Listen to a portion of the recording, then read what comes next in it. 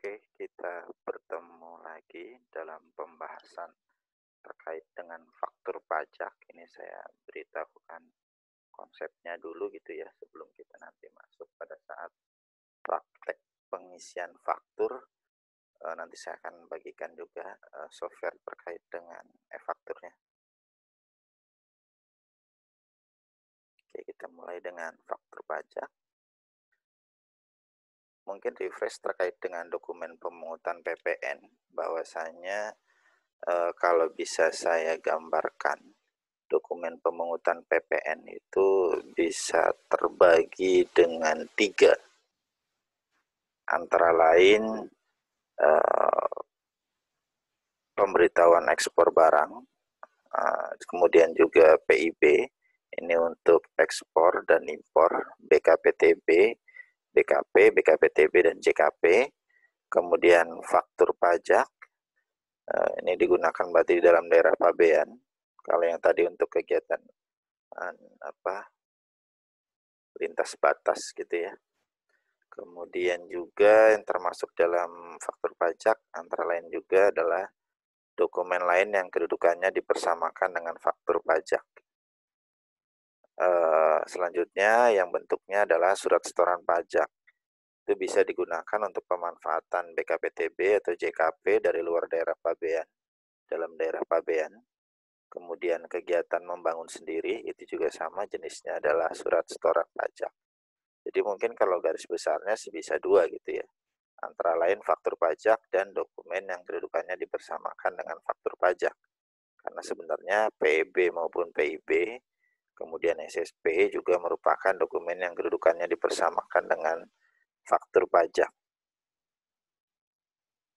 Semua dokumen ini apabila dinyatakan lengkap gitu ya, maka sama pembelinya dapat dikreditkan.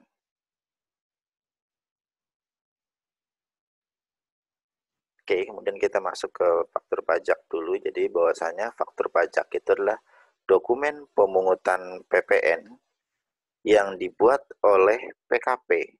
Jadi tidak bisa dibuat oleh pihak lain. WAPU tidak bisa membuat faktur pajak. Jadi faktur pajak ini hanya bisa dibuat oleh PKP yang melakukan penyerahan BKP atau JKP, sehingga apabila ada penyerahan non-BKP ataupun non-JKP, maka tidak perlu dibuatkan faktur pajak. Paham ya teman-teman ya? Nah, kemudian kita masuk ke PKP pedagang eceran. Kenapa masuk duluan ini PKP pedagang eceran? Jadi PKP pedagang eceran itu adalah PKP yang kegiatan usahanya melakukan gitu ya, antara lain penyerahan BKP ataupun penyerahan JKP. Nah, yang diatur di sini adalah caranya, dalam artian transaksinya. Pertama, bisa melalui suatu tempat penjualan eceran atau langsung door to door gitu, mengunjungi konsumen. Jadi ada tokonya, ada kiosnya, ataupun dia door to door. Yang kedua, itu adalah dengan cara penjualan eceran. Apa sih maksudnya? Tanpa ada tawar-menawar secara tertulis. Tidak pernah ada pemesanan tertulis. Tidak ada pernah surat kontrak. Tidak pernah ada risalah lelang. Nggak ada. Jadi kalau tawar-menawarannya lisan boleh nggak Pak? Boleh. Gitu ya. Kemudian syarat yang ketiga, hati-hati kalau kita baca ketentuan. Apabila di syarat sebelum terakhir itu kata-katanya adalah dan, berarti semua syarat wajib dipenuhi. Ya. Syarat yang terakhir, pada umumnya penyerahan BKP atau di bawah itu JKP dilakukan secara tunai dan si pembeli, penjual atau pembeli, langsung menyerahkan membawa BKP yang dibelinya. Jadi maksud secara tunai juga di sini bisa dikategorikan dipersamakan dengan tunai. Apa sih yang dipersamakan dengan tunai? Gini, yang pertama, misalkan ATM dipersamakan dengan tunai. Kemudian lagi sekarang banyak pembayaran elektronik kan. Ada yang GoPay, ada yang OVOPay gitu loh. Bisa juga gesek pakai kartu kredit, ya bisa juga. Transfer bisa juga. Itu kan semuanya dipersamakan dengan tunai. Kartu kredit gesek. Berarti pada saat yang bersamaan, bank mentransfer uang ke rekeningnya si penjual gitu kan. Saat yang bersamaan pula, bank mencatat utang dari si yang punya kartu kredit. Ini sama aja. Oke ya. PKP dengan transaksi eceran atau seringkali disingkat dengan istilah PKPPE, itu PKP yang diperbolehkan. Ingat, bahasanya bukan wajib, tapi diperbolehkan memungut PPN tanpa menerbitkan faktur pajak. Kenapa? Mungkin teman-teman bisa bayangin gitu ya. Kalau ada Indomaret, Carrefour, ketika dia orang antri di tellernya gitu ya untuk bayar. Kalau mau nunggu sampai faktur pajak, lah yang otorisasi faktur pajak kan bukan kasir. Jadi mau sampai kapan? Maka dia diperbolehkan memungut PPN tanpa menerbitkan faktur pajak. Jadi sifatnya diperbolehkan, bukan wajib. Kemudian, pedagang eceran hanyalah suatu transaksi, tidak melekat terhadap keseluruhan peredaran usaha dari si PKP. Sehingga jika ada transaksi yang tidak terpenuhi PE atau pedagang eceran, maka si PKP wajib menerbitkan faktur pajak untuk memungut PPN. Contohnya misalkan apa? Ini pedagang di Glodok gitu ya. Biasanya untuk elektronik apa segala macam. Tiba-tiba ada satu pembeli itu ya, Pak, saya ada kontrak nih Pak, pengadaan barang dan jasa, boleh nggak saya berkontrak dengan Bapak dulu, jadi supaya harganya nanti mengikat pada saat harga saya deal dengan mereka. Oh boleh Pak, tanda tangan kontrak. Ada tawar menawar kan di situ, ya kan? Cara kontrak tertulis. Berarti apa? Atas transaksi tersebut jika nantinya terrealisasi, gitu kan?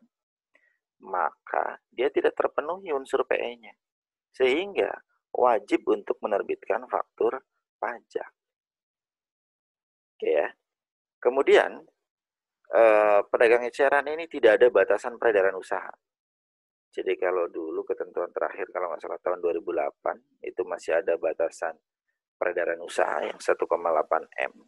Nah, ketentuan yang sekarang itu tidak ada batasan peredaran usaha. Sehingga kalau kayak Carrefour gitu ya, apalagi Hypermart, Giant, mau sampai 1 triliun juga seluruh Indonesia nggak masalah. Tetap aja dia akan seperti itu. Bukan sesuatu hal yang salah gitu ya. Jadi tidak bisa dikenai nanti pasal 14 ayat 4 KUP. Gara-gara apa? Dia tidak menerbitkan faktur pajak. Enggak. Dia diperbolehkan.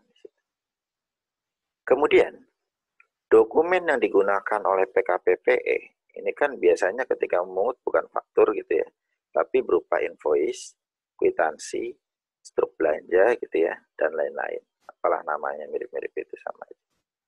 Bukanlah dokumen yang kedudukannya dipersamakan dengan faktur pajak.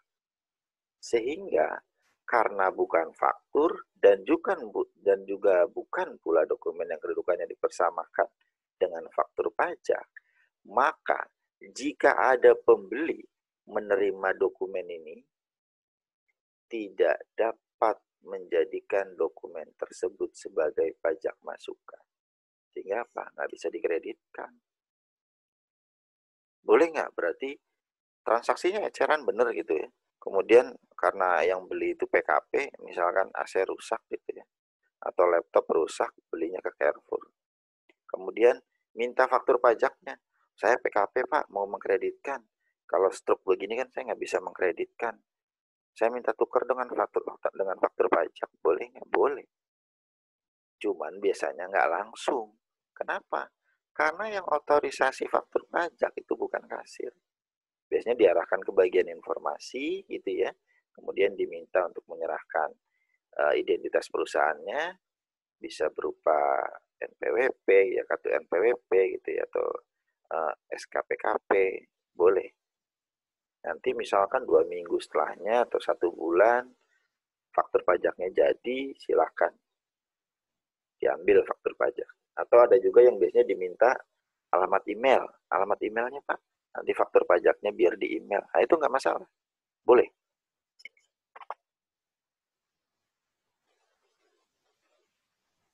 Nah kemudian gini, saat pembuatan faktur pajak, gini teman-teman, faktur pajak merupakan dokumen pemungutan PPN. Maka saat dipungutnya PPN, itu adalah saat penerbitan faktur pajak. Paham ya? Oke, kalau kita lihat teori for maximnya Adam Smith, ada satu asas gitu ya. Apa itu? Convenience of payment. Bahwasanya pemungutan pajak itu dilakukan pada saat wajib pajak atau pada saat si konsumen, kalau PPN, pada saat si konsumen ini bahagia, senang. Kapan sih saat konsumen ini senang? Yaitu adalah saat dia memperoleh barangnya. Diterjemahkan dalam ketentuan kita menjadi saat penyerahan BKP atau JKP. Ya. Atau saat dia membayarkan terlebih dahulu. Dia udah senang dong. Wah, saya udah pasti dapat barangnya. Saya bayar duluan nggak masalah dia. Udah senang di situ. Maka disitulah terjadi pemungutan. Sehingga ketika kita ngomongin faktur pajak harus dibuat pada, ini adalah kondisi-kondisi itu. Ketentuan umumnya adalah faktur pajak harus dibuat pada saat penyerahan BKP atau JKP. Bagaimana apabila sebelum penyerahan ada pembayaran? Jadi, misalkan penyerahan besok Senin tanggal berapa ya? Penyerahan tanggal 20 gitu. Penyerahan barangnya tanggal 20. Ada pembayaran misalkan akhir bulan kemarin, 31 Maret atau awal bulan ini misalkan 1 April. Pokoknya tanggal sebelum penyerahan. Maka apabila ada terjadi pembayaran, kalau seluruhnya, maka faktur pajak wajib dibuat seluruhnya, nilai seluruhnya. Kapan? Pada saat diterimanya pembayaran. Bagaimana Pak kalau misalkan uang muka duluan nih, sebelum penyerahan? Ya nggak apa-apa. Berarti apa? Atas uang mukanya saja diterbitkan faktur pajak. Jadi misalkan tadi contohnya tanggal 31 Maret gitu ya. Ini harga barangnya yang diserahkan tanggal 20 April ini misalkan 100 juta. Kalau dia tanggal 31 Maret, misalkan dibayarkan full 100 juta, maka faktur pajak tanggalnya harus dibuat, tanggal fakturnya loh ya, harus dibuat tanggal 31 Maret. Itu. Ya. Tapi apabila pada saat tanggal 31 Maret dibayarkan saja, misalkan sejumlah 60 juta, 60%. maka hanya atas faktur pajaknya terbit 60 juta.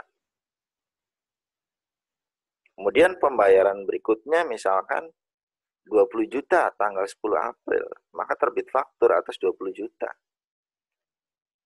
Kemudian penyerahan tanggal 20 April, terbit sisanya. Udah 60, 20, maka sisanya 20 juta. Bagaimana kalau kita balik nih misalnya. Tanggal 31 Maret terjadi penyerahan barang. Tapi uang mukanya hanya 60%. Karena sudah terjadi penyerahan barang, maka pada saat tanggal 31 Maret, wajib terbit seluruhnya. Faktur pajak dengan DPP 100 juta. Meskipun pembayarannya baru 60%. Meskipun pembayarannya baru 10%, baru 20%. Tetap karena sudah terjadi penyerahan, maka wajib terbit seluruhnya. Paham ya? Jadi atas penyerahan dan pembayaran. Oke, sisanya ini adalah saat-saat yang lain. Yang pertama, yang ada saat pengecualian yang lain, saat penerimaan pembayaran termin. Ini hanya terjadi apabila gitu ya, ada semacam uang muka. Sorry. Saat penerimaan pembayaran termin ini untuk perusahaan konstruksi. Konstruksi biasanya dalam kontraknya terbagi dalam beberapa termin. Misalkan termin pertama berupa uang muka 20%. Kapan dibayarkannya kalau material datang? Seringkali dikenal dengan istilah material on-site.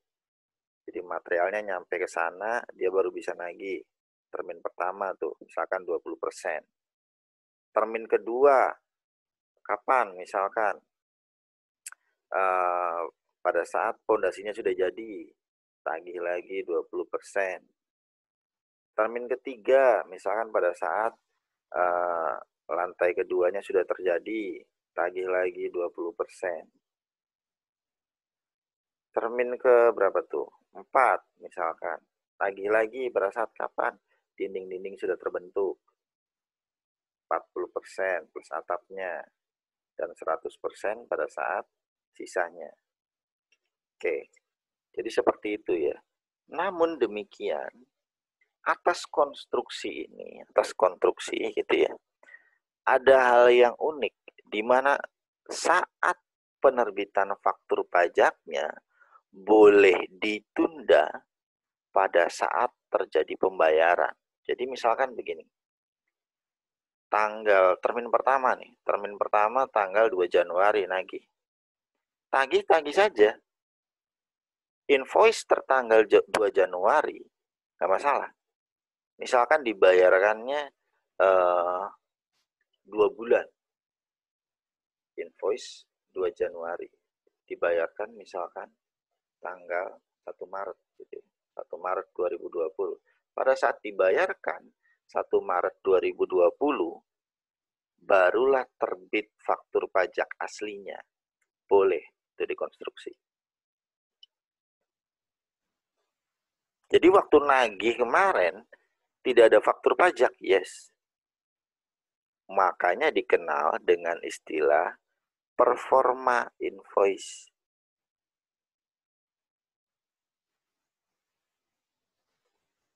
Apa itu? Faktur pajaknya sementara. Hanya buat nagih nanti. Oke ya, jadi seperti itu. Termin pertama, kedua, ketiga, keempat gitu ya. Kemudian dalam konstruksi ada kalanya nanti gitu ya. Pada saat termin terakhir itu ditagihkan pada saat terjadi berita acara serah terima dari si bangunan. Bangunan sudah siap untuk digunakan, serah terima lah. Serah terima biasanya ada nilai yang ditahan, misalkan sebesar 5% dari kontrak. Gunanya untuk apa? Retensi. Jadi nanti tinggal ditagihkan aja. Kalau retensinya misalkan retensi itu periode pemeliharaan gitu ya. Kenapa? Karena sudah ada serah terima gedung gitu ya, serah terima bangunan. Maka kan ada masa pemeliharaan. Gunanya untuk apa? Misalkan 3 bulan, 3 bulan. Apabila ada kerusakan dalam jangka waktu 3 bulan itu, maka itu masih menjadi kewajiban dari kontraktor, ya, pengusaha konstruksi, bukan kewajiban dari si pemilik gedung. Jadi, kalau nanti nggak diperbaiki oleh pengusaha konstruksi, maka uang 5% itulah yang digunakan untuk memperbaiki. Oke ya. Nah, tadi karena termin terakhir itu sudah terjadi berita acara serah terima, berarti serah terima barang sudah terjadi kan? Maka wajib ditagihkan sisanya. Jadi meskipun retensinya belum dibayarkan, akan ditagihkan ke termin terakhir tadi, yang sebelum pembayaran retensi. Kenapa? Karena sudah terjadi serah terima bangunan. Oke, kemudian saat PKP rekanan menyampaikan tagihan. Ini hanya terjadi apabila rekanan pemerintah atau penjual barang jasa kepada pemerintah gitu ya, kepada bendahara pemerintah. Jadi ini atas faktur pajak yang 02 gitu. Kalau nagih ke sana, maka faktur pajaknya dibuat pada saat tagihan disampaikan. Tagihan disampaikan biasanya sesuai dengan tanggal invoice. Jadi kalau tanggal invoice-nya kemarin tanggal 17 April gitu ya, biasanya faktur pajaknya dibuat tanggal 17 April supaya sama nagih gitu ya. Gampangnya seperti itu ya. Jadi bukan pada saat dia penunjukan sebagai pemenang lelang, bukan. Bukan pada saat dari si penjual barang jasa ke pemerintah ini menyerahkan barangnya, bukan. Paham teman-teman ya? Jadi justru pada saat nagih, ini hanya untuk penyerahan kepada bendahara pemerintah. Sehingga kalau penyerahan kepada BUMN kan nggak ada aturan khusus. Berarti apa? Balik lagi ke ketentuan umum saat penyerahan BKP atau JKP atau saat penerimaan pembayaran. Sedangkan saat lain itu ini kejadian-kejadian khusus gitu. Misalkan apa? Ada bahan BKP yang sifatnya itu liquid dan gampang menguap. Maka untuk kejadian seperti itu, biasanya pada saat barang itu sampai di tempat tujuan. Karena bisa jadi kan, ada bahan kimia dikirimkan pakai truk gitu, dari Cilegon ke Surabaya. Panas kan tuh, 1 hari. Misalkan dikirim 10.000 liter, bisa jadi nyampe Surabaya 9.900 liter. Maka barangnya berarti adalah yang 9.900. Oke, kita lanjut teman-teman ya. Kemudian dikenal juga dengan istilah ada namanya faktur pajak gabungan. Apa sih faktur pajak gabungan? Jadi ini adalah faktur pajak yang diterbitkan dalam masa yang sama lebih dari satu transaksi dengan kode yang sama. Jadi misalkan apa? Tanggal 1 April ada penjualan dengan pembeli, penjualnya PTA, pembelinya PTB. 10 April jual lagi ke PTB juga, kode transaksinya sama. Kemudian 15 April jual lagi, 21 April jual lagi. Maka ketimbang tadi nerbitin faktur pajaknya beberapa kali gitu ya, kemudian juga ngabis-ngabisin nomor faktur, maka dibuat cukup sekali saja, boleh nggak? Boleh.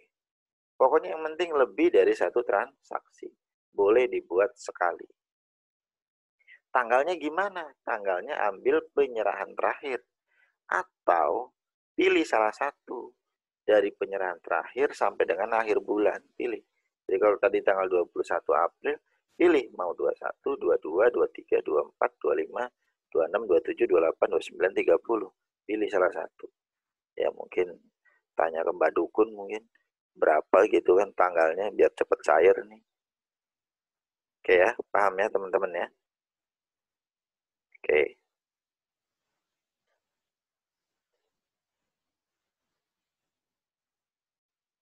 Bagaimana apabila terlambat? Ini definisi terlambat ini.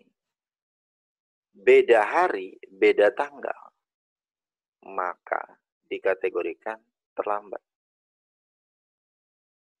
Apabila terlambat, KUP ngomong, ada faktur pajak yang terlambat atau tidak tepat waktu atau belum diterbitkan gitu ya, maka akan dikenakan sanksi berupa denda ya sebesar 2% dari DPP.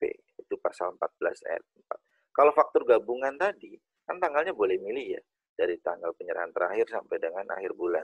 Dikenakan nggak pasal 14 ayat 4-nya? Enggak. PKP pedagang eceran. Tadi kan dia diperbolehkan tuh memungut dengan invoice, truk belanja. Padahal itu kan bukan faktur pajak. Kena nggak sanksi pasal 14 ayat 4-nya? Enggak. Yang penting kalau ada transaksi dia yang tidak memenuhi pedagang eceran, maka wajib terbit faktur pajak. Namun demikian, walaupun terlambat, masih dapat dikreditkan oleh si pembeli sepanjang berhubungan dengan kegiatan usaha ya. Masih boleh. Sepanjang tidak lebih dari 3 bulan setelah saat faktur harus dibuat. Jadi kalau misalkan tadi tanggal 31 Maret, maka 3 bulan setelah saatnya itu berarti tanggal April, Mei,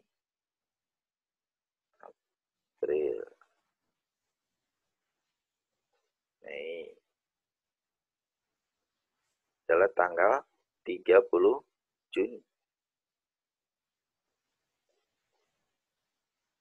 Gitu ya.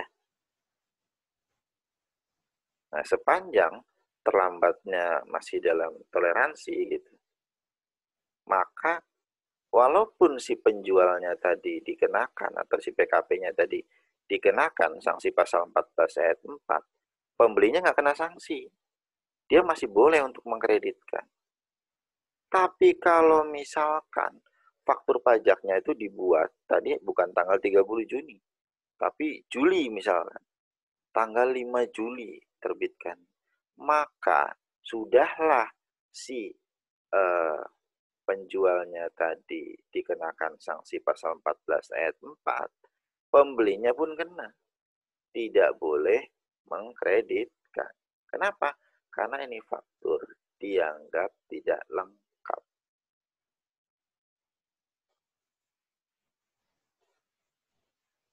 Nah, ini informasi dalam fakturnya paling sedikit memuat nama, alamat, NPWP penjual, nama, alamat, NPWP pembeli gitu ya, jenis barang, jumlah harga jual, penggantian, potongan harga, diskon, PPN yang dipungut, PPNBM yang dipungut, kemudian kode, nomor seri, dan tanggal pembuatan faktur,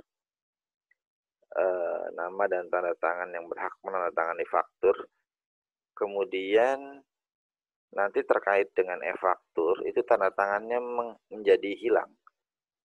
Adanya berupa QR Code. Tanda tangannya terjadi untuk 2 tahun sekali. Ketika mereka meminta sertifikat elektronik ke KPP. Dan faktur pajak yang tidak diisi secara lengkap, jelas benar tanda tangannya hilang itu ya, diganti berupa QR Code tadi, maka dinamakan faktur tidak lengkap, tidak dapat dikreditkan. Pak, gimana Pak? Kalau pembelinya dia nggak ngasih NPWP, isinya KTP doang. Apakah itu termasuk kategori tidak lengkap? Lengkap. Cuman jadinya gitu ya. Jadi penjualnya nggak kena sanksi. Tapi si pembelinya tidak dapat mengkreditkan. Kenapa? Ya karena NPWP dia nggak diinput. Kemudian kalau misalkan suatu saat nih sebulan yang akan datang, wah baru nemu nih NPWP pembelinya. Bisa nggak dibetulkan? Jadi faktur pajak pengganti? Boleh. Oke, ya, sekarang kita masuk ke 16 digit kode dan nomor seri. Ada 3 digit pertama, kemudian ada yang 3 digit kedua, kemudian 2 digit, dan terakhir di belakang adalah 8 digit. Ini adalah kode, dan sisanya adalah nomor seri. Kode transaksi 2 digit pertama, kode status digit ketiga, kemudian yang pink ini merupakan tahun pajaknya, tahun ini ya, tahun tanggal fakturnya. Jadi misalkan yang pinknya ini adalah kodenya 19, maka hanya bisa digunakan untuk faktur pajak yang terbit dari tanggal 1 Januari sampai dengan 31 Desember 2019. Nggak bisa digunakan untuk tanggal 1 Januari 2020, nggak bisa. Dia harus minta lagi. Gitu ya. Oke, kita masuk satu-satu. Kodenya di sini berarti kalau 01 kita skip aja. Kenapa? Karena semua yang nggak masuk mana-mana masuknya 01. Kita skip aja. 02 ini adalah penyerahan BKP atau JKP kepada wapu bendahara pemerintah, baik pemerintah pusat, baik pemerintah daerah maupun pemerintah desa. 03, penyerahan kepada wapu non bendahara, yaitu apa? BUMN, K3S, BU tertentu. Nah, ini masuknya 03. 04, ini DPP nilai lain. Mungkin teman-teman sudah pada paham ya, udah ngotok banget lah. Kemudian lanjut 05, sekarang nganggur. 06 untuk turis asing. 07 ini yang tidak dipungut atau yang ditanggung pemerintah. Ini yang baru keluar PMK tahun 2020 ya, terkait dengan fasilitas ditanggung pemerintah, BPN. Kemudian 08 ini dibebaskan dari pengenaan PPN. 09 digunakan untuk penyerahan aktiva pasal 16D yang PPN-nya dipungut oleh PKP penjual yang melakukan penyerahan PKP.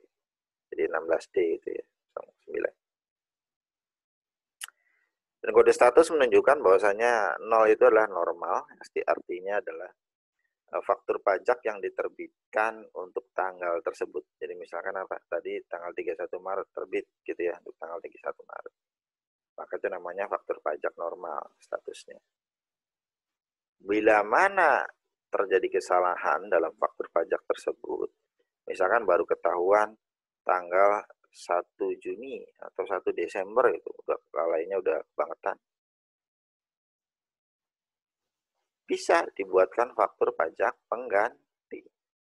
Tanggalnya adalah tanggal di mana terjadi penggantian. Mau errornya 100 kali pun akan tetap kode ketiganya itu 1. Jadi beda dengan pembetulan SPT tahunan gitu ya. Kalau pembetulan SPT tahunan itu kan pembetulan ke 1, ke 2, ke 3, ke 4, dan segala macam. Kalau faktur pajak pengganti ini ya tetap 1 gitu. Mau berapa kali pun terjadinya penggantian. Jenis barangnya salah nih, ganti jenis barangnya salah. Jenis barangnya jadi benar, harganya salah. Wah, bolak-balik ya. Oke, ini tahun tadi udah saya kasih tahu. Nah, ini mungkin saya jelaskan sedikit terkait dengan tingkatan kode faktur pajak. Jadi, apapun itu, kalau dia transaksinya adalah tidak dipungut atau dibebaskan, mau transaksi ke bendahara pemerintah, mau transaksi ke BUMN, mau transaksinya menggunakan nilai lain, mau transaksinya atas penjualan aktiva pasal 16D, maka akan tetap kodenya adalah 07 atau 08. Paham teman-teman ya? Kemudian level yang kedua adalah 02 atau 03. Jadi misalkan apa 02 atau 03 itu? Yaitu atas transaksi penyerahan ke bendahara pemerintah atau wapu non bendahara. Jadi ini yang ke wapu, yang ke pembeli khusus. Jadi mau misalkan yang kemarin kita contohin itu adalah misalkan ada yang mau jual Aktiva gitu ya, yang mau jual Aktiva pasal 16D. Harusnya kan 09, tapi karena lawannya adalah bendahara atau non bendahara, maka bisa jadi 02 atau 03. Pun demikian dengan DPP nilai lain, harusnya kan 04. Tapi ketika lawannya adalah bendahara ataupun wapu non bendahara, maka akan menjadi 02 atau 03. Paham ya teman-teman ya? Jadi hierarkinya seperti ini. Bagaimana bila transaksinya batal? Maka transaksi batal harus dibatalkan juga faktur pajak. Nah, kalau batal seperti ini, maka menunggu dokumen yang namanya nota pembatalan yang dibuat oleh si pembeli. Jadi kalau ada yang salah-salah, tadi yang saya bilang faktur pajaknya yang salah ya, bisa rusak atau rusak, sekarang udah jarang gitu ya. Kenapa? Karena soft copy. Kalau rusakan kopinya tinggal print aja lagi. Kalau salah pengisian yang masih sering, salah pengisian, salah penulisan, nah itu digunakan faktur pajak pengganti supaya faktur pajak menjadi lengkap, jelas, dan benar. Nanti ada keterangan di faktur pajak penggantinya. Nah ini mungkin tadi walaupun bedanya jauh ya, barangkali ada yang agak bingung antara faktur pajak pengganti dengan faktur pajak gabungan. Bahwasanya faktur pajak gabungan itu digunakan untuk menerbitkan faktur pajak jika terjadi dalam satu masa pajak terdapat penyerahan BKP atau JKP dengan pembeli yang sama atas transaksi lebih dari satu dengan menggunakan kode faktur yang sama. Jadi kalau misalkan 01 ya 01, pembelinya juga sama. Atau misalkan 04 ya 04, pembelinya juga sama. Jadi nggak bisa yang satunya 01, yang satunya 04, nggak bisa. Tanggal dalam faktur pajak, pilih antara tanggal terakhir penyerahan sampai dengan akhir bulan berjalan. Jadi pilih salah satu kan. Kemudian sifatnya tidak wajib, tapi boleh digunakan untuk menyederhanakan transaksi dan menghemat nomor seri faktur pajak. Kemudian dia dilaporkan di masa pajak terjadinya transaksi. Faktur pajak pengganti, maka dia akan digunakan jika terjadi kesalahan dalam faktur pajak yang normal. Gitu ya. Jadi, BKP atau JKP-nya tidak salah, tapi faktur pajaknya yang salah. Salah isian atau salah tulis gitu ya. Tanggal dalam faktur pajak merupakan tanggal terjadinya pembetulan, kapan saja. Mau beda sebulan, atau mau bulannya sama, mau bulan berikutnya, gitu ya. Silakan. Yang penting sebelum terjadi pemeriksaan. Kemudian kode transaksi, itu kalau kita lihat tadi kan di faktur pajak ada 0, misalkan X-nya ini bisa 1, bisa 2, bisa 3, 4, dan seterusnya. Belakangnya adalah 1. Kenapa? Inilah kode faktur pengganti. Di mana 1 tersebut menunjukkan bahwa faktur pajak tersebut faktur pengganti. Jadi kalau yang ini, ya ini masih 010.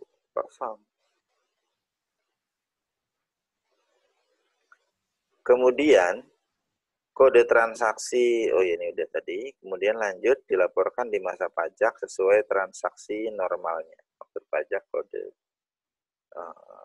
0X tadi, X-nya boleh pilih. Ya transaksinya bisa 1, 2, 3, 4, segala macam. Jadi dilaporkan sesuai dengan masa pajak, masa faktur pajak normalnya. Jadi kayak tadi kalau misalkan faktur pajak normalnya tanggal 31 Maret 2020, pembetulannya itu misalkan tanggal 1 Desember 2020, penggantinya, maka akan tetap dilaporkan di SPT PPN masa Maret 2020. Itu ya.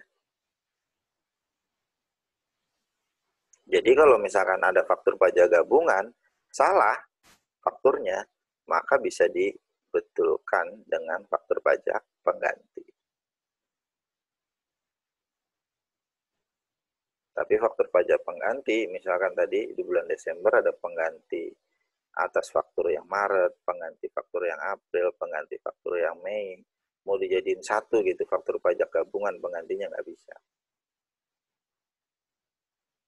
Nah, ini faktur pajak dikatakan tidak lengkap jika, alhamdulillah ya teman-teman, sejak berlakunya e-faktur, ini sangat meminimalisir nih masalah-masalah yang ada di sini. Contohnya apa? Faktur pajak yang menggunakan nomor seri faktur pajak ganda. E-faktur sudah nggak mungkin. Ketika satu nomor sudah diambil gitu ya, sudah diinput, sudah diupload, maka tidak memungkinkan bagi aplikasi e-faktur untuk menginput nomor yang sama. Pasti dia akan nolak. Kalau zaman dulu masih pakai Excel gitu ya, ngeprint, ya mungkin-mungkin aja kan. Udin kerja hari Senin, Selasa dia libur. Kerjaan yang sore udah diterbitin nih fakturnya, lupa dicatat sama si Udin. Ya kan? Kemudian si Maya hari Selasa, pagi-pagi dia udah nerbitin faktur. Waduh, nomor yang terakhir berapa ya si Udin? Jadi bisa jadi nomor yang terakhir dipakai sama si Udin dipakai sebagai nomor yang pertama oleh si Maya. Sering ya zaman dulu. Nah sekarang sejak aplikasi e-faktur sudah nggak mungkin lagi. Yang kedua, PKP melakukan pengisian kode dan nomor seri faktur pajak yang tidak sesuai. Kalau ini masih mungkin ya faktur. Gimana tidak sesuainya? Misalkan harusnya 04 DPP nilai lain. Tapi dia input 01, tidak sesuai kan? Sehingga apa? Kalau tidak sesuai, konsekuensinya tidak lengkap. Kalau tidak lengkap, maka bagi si pembeli, bagi konsumen tidak dapat dikreditkan. Paham ya? Kemudian bagi si penjual juga jadinya bisa kena sanksi pasal 14 ayat 4 gitu ya, denda 2%. PKP terlambat memberitahukan KPP mengenai nama PKP atau pejabat pegawai yang berhak menandatangani faktur pajak. Ini di awal tahun dibuatkan dokumen gitu ya, untuk ngasih tahu siapa-siapa saja yang otomatis itu adalah pengurus pasti. Kemudian sisanya itu adalah misalkan ada pegawai yang sudah berhak untuk menandatangani faktur. Contohnya apa? Pegawai yang sudah dapat sertifikat brevet gitu ya. Lanjut, faktur pajak yang tidak diisi secara lengkap, jelas dan benar. Kalau zaman dulu faktur pajak yang di tip X, dicoret, kena tumpahan tinta, tumpahan air, dan segala macam. Kalau sekarang, gara-gara e-faktur itu kan soft copy ya, berupa PDF, ya print aja lagi. Kalau dia kena coret, kena tumpah, dan segala macam. Kemudian kita lanjut, dokumen tertentu yang kedudukannya dipersamakan dengan faktur pajak. Karena ini kedudukannya dipersamakan, maka bagi si penerimanya, sepanjang kategorinya lengkap, maka dapat dikreditkan. Jadi kita cek satu-satu ya, teman-teman. Pemberitahuan ekspor barang, PEB. Nah, ini ketentuannya adalah wajib dilampiri nota pelayanan ekspor, invoice, BL, atau RW bill sebagai satu kesatuan dari PEB. Kemudian SPPB dari Bulog atas tepung terigu, atas penyerahan tepung terigu. Lanjut, nah ini mungkin zaman dulunya saya bingung. Mungkin Direktur Keuangan Pertamina yang pertama kali, atau yang zaman dulunya gitu ya, orang Sunda kali. Ini nama dokumennya faktur. Faktur nota bon penyerahan, PNBP. Kemudian lanjut, bukti tagihan atas penyerahan jasa telekomunikasi oleh perusahaan Telkom.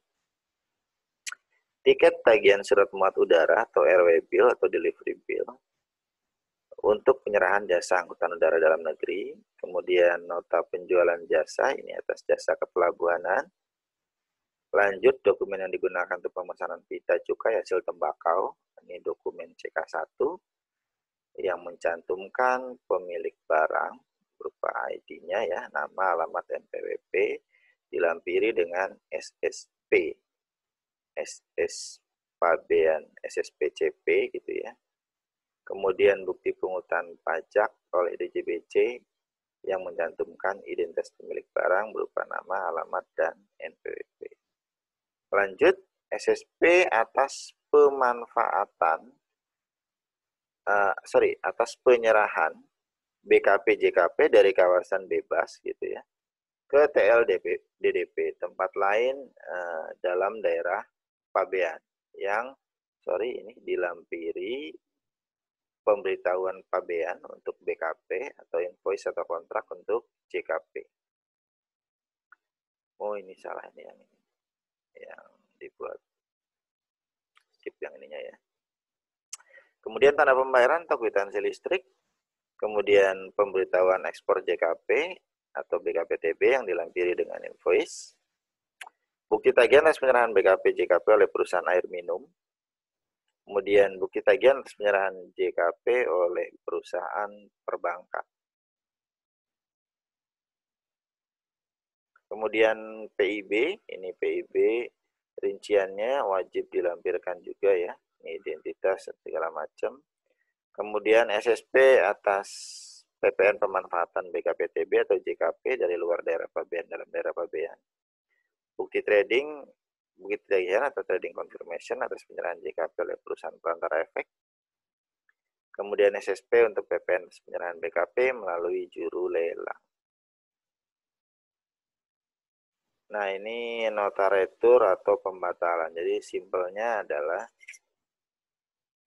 apabila terjadi, kalau tadi faktur pajak pengganti, yang salah kan fakturnya. Nah, kalau nota retur atau nota pembatalan, yang salah BKP-nya atau JKP-nya. Kalau salah barangnya, salah spesifikasi ataupun rusak, maka dikirimkan, balikin. Itu ya teman-teman ya.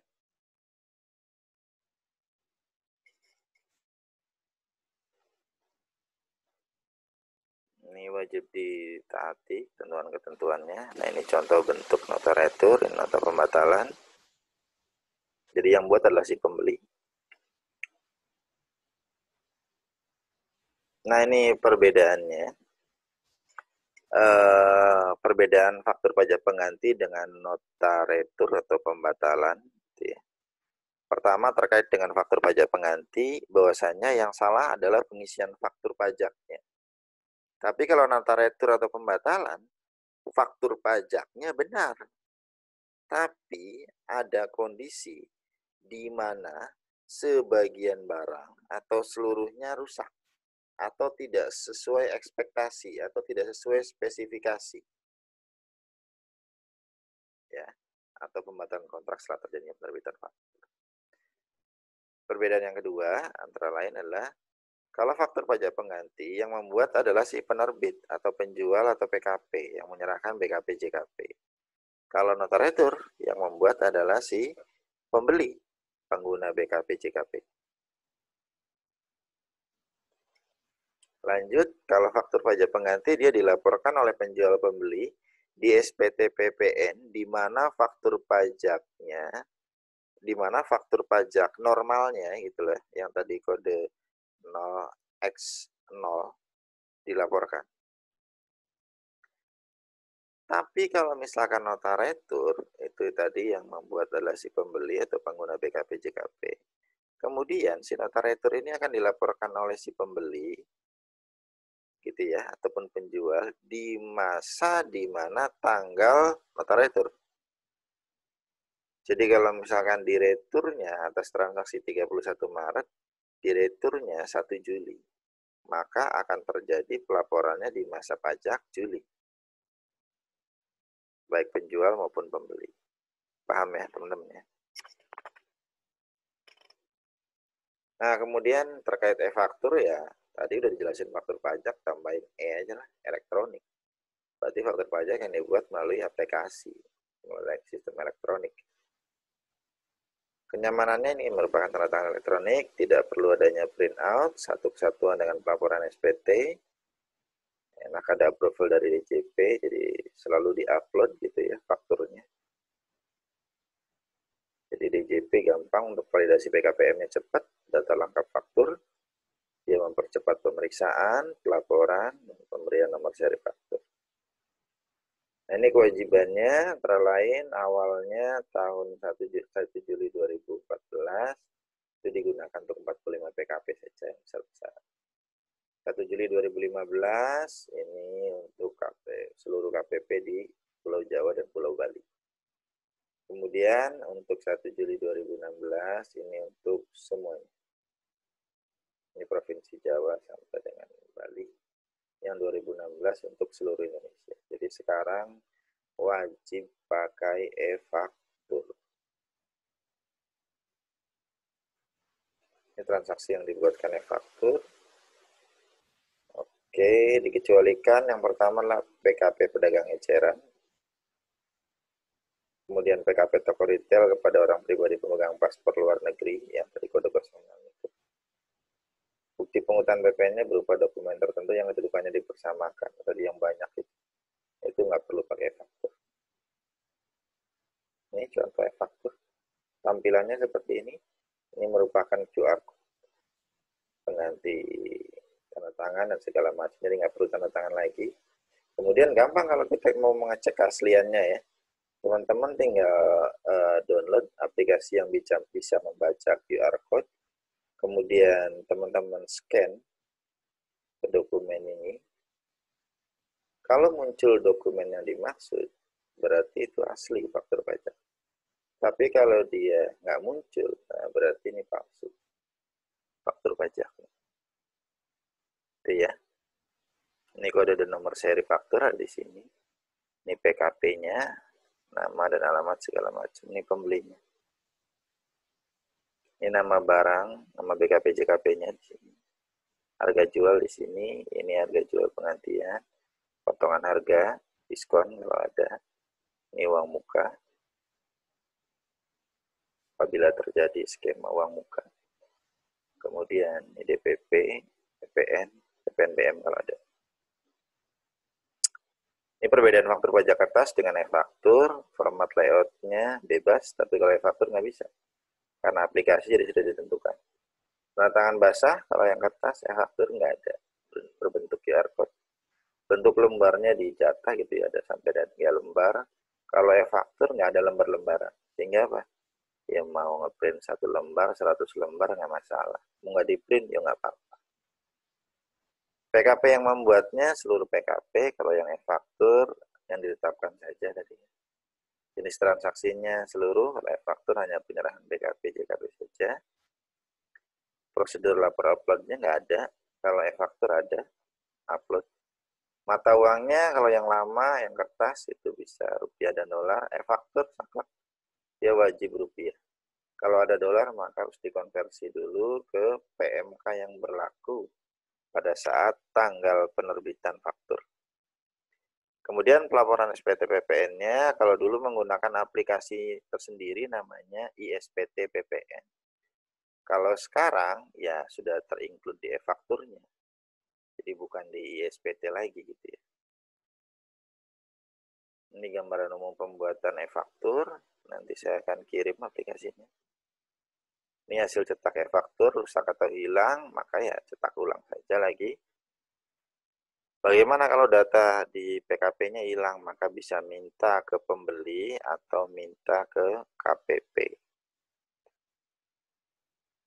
Dalam hal terjadi keadaan tertentu, PKP diperkenankan membuat faktur pajak berbentuk kertas atau hard copy. Ini keadaan tertentunya, contohnya perang, rusuh, revolusi, bencana alam. Nah ini kita udah masuk kategori bencana alam ya, COVID. Bencana nasional itu, sorry. Pemogokan, kebakaran, dan sebab lainnya di luar kuasa PKP yang ditetapkan oleh DJP. Jadi bencana nasional itu bukan bencana alam ya. Apabila keadaan tertentu ditetapkan telah berakhir, data faktur pajak hard copy yang dibuat dalam keadaan tertentu diunggah ke DJP oleh PKP melalui aplikasi atau sistem elektronik yang ditentukan. Jadi ya nggak apa-apa, bikin dulu manualnya. Kalau terjadi keadaan-keadaan seperti ini, maka yang penting bayarnya tidak terlambat. Dan hal-hal yang lain yang perlu diketahui bahwasanya e-faktur berbentuk elektronik, sehingga tidak ada kewajiban untuk cetak dalam kertas, baik penjual pembeli. Silakan kalaupun mau di print sesuai kebutuhan saja, nggak di print juga nggak apa-apa. E-faktur ditandatangani secara elektronik yang QR code tadi, jadi bukan lagi tanda tangan basah, dan e-faktur menggunakan mata uangnya rupiah. Oke, mungkin sampai sini dulu. Silakan ajukan pertanyaan.